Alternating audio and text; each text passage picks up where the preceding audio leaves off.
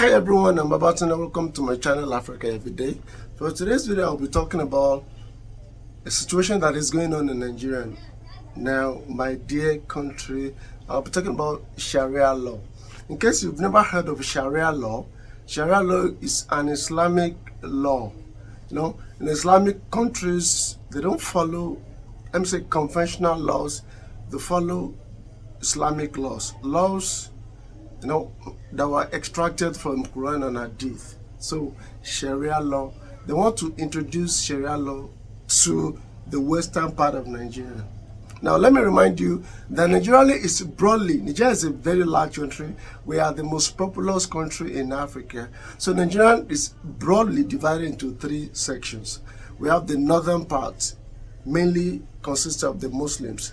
Everybody is now Muslim there, but mainly consists of Muslims. We have the eastern part, mostly Christians, and we have the western part, which is where I belong to. In between, we have a kind of population into three. We have the Muslims, we have Christians, and we have traditional worshippers too. Yes, three like that, but we have the higher population of both the Islam and the Christians. So the western part now, they've been practicing Sharia law in the northern part, because majority of them are Muslims. So it was easy to introduce into their judicial system over there. So here now, they want to introduce it. Some Muslims, they want to introduce that to us here. And we don't want that. In case you are thinking, why don't you want it? I'm going to tell you the points and the reasons why we don't want it. In case you are thinking of my religion, I'm not a Muslim, but I was born and raised as a Muslim. So I know little things about Islam. I'll tell you the reason why we cannot allow Sharia in the western part of Nigeria. All right? That's what I'll be explaining for today's video.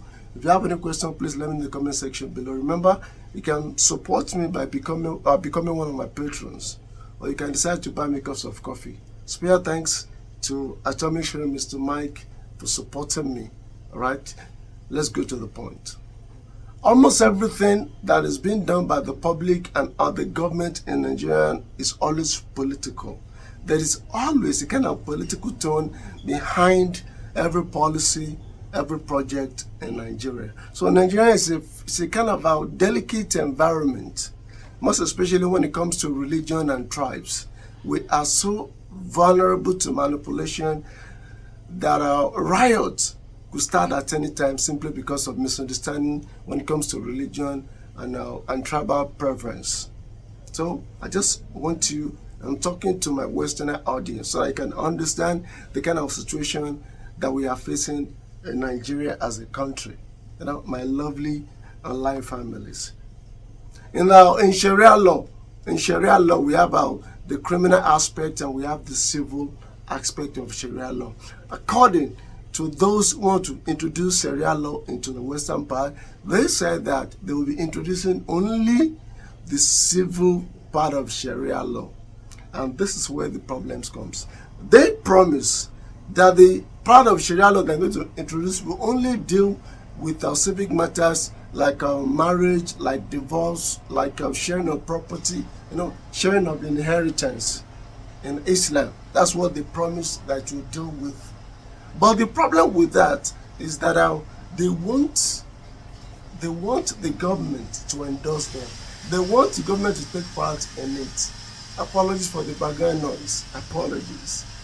If truly they are sincere and they are honest in the introduction of the Sharia law, there is no reason to seek for the permission of the government. No need to seek for the permission of the government. And the reason being that in Nigeria, in our family members, we usually have somebody that we call the head of the family. We have the head of the family. Well, the function of the head of the family is to ensure that all family members, they are in peace. When there's a kind of dispute, there's kind of trouble among the members of the family, it is the head of the family that will call the meeting and settle the issue. Most especially if the issue has to do with inheritance. We'll call them and we'll explain how inheritance is being shared according to the custom of that particular household, will explain. And now, in most cases, the children, they will agree with the head of the family. And this has been done for centuries. So there's no need to seek the permission of the government to do this. No need, if that has to do with our civil. But these people that want to introduce Sharia law into the western part, they are seeking permission of the government.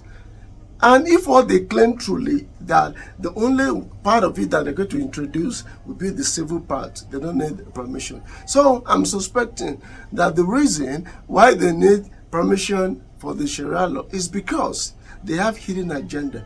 That is, they are not going to stop at the introduction of the civil part of Sharia law. They have a hidden agenda to introduce the criminal part of the Sharia law. And believe me, that is going to set Nigeria on fire, because no religion dominates the western part, unlike the northern part of Nigeria that is mostly dominated by Islam. So that is going to create a lot of problems. And number 2 points I want to highlight is that in a home, like for example now, when you look at some families in northern parts, look at the entire family. In an entire family, all of them will be Muslims. All of them. But in Nigeria, in the western part, we don't have it like that. If you take 5 family household, you will see different people practicing different religions, talking about Christianity, Islam, and traditional worshippers. In fact, in a family, you could even see an atheist. You could see an agnostic in the same family in the western part. So we mingle, we cohabit each other. So when we have 2 children fighting for inheritance, because it's a very common thing in Nigeria, let me say in Africa generally, fighting for the inheritance of their parents. When we have them like that, and one of the children is a Muslim, and the Muslim wants to take the case to Sharia court or Sharia panel, whatever word they want to call it, they won't go there because they are not Muslims. Why would they go to Sharia panel since they are not Muslims? So the panel, or let me say the court, will be toothless because they can't enforce anything. And I'm very sure when you look at the track record of these people, when you look at the track record, we know that violence is not what they are afraid, to put in when it comes to matter pertaining to their religion. They are not afraid to put little bit of violence, sometimes extreme violence, when it comes to their religion.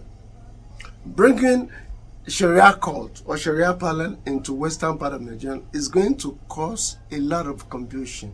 Like for example now, constitutional court. If constitutional court gives a verdict when it comes to Nigerian law surrounding sharing of inheritance, and the Sharia panel also gives a verdict, and their verdicts are different, which one will be enforceable? Which one are the people going to follow? We know that of Sharia court is civil. They can't enforce it. But the problem is that a Muslim automatically will have faith in the Sharia verdict than that of constitutional court. As a result, they may be rebellious towards the authority, and that may create, in fact, not even that might, it will create problems for the security of our dear country. I'm very, very sure of that. So that's very sure. That's what I'll be talking about for today's video.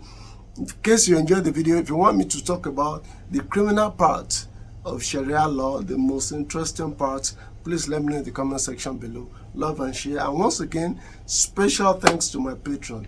Thank you very much for your support. I really appreciate you guys. Without your support, all this will not be possible. Remember, if you can't be my patron, you can also buy me cups of coffee. Cups of coffee. It will be highly appreciated. Guys, I hope to see you guys next time. Bye.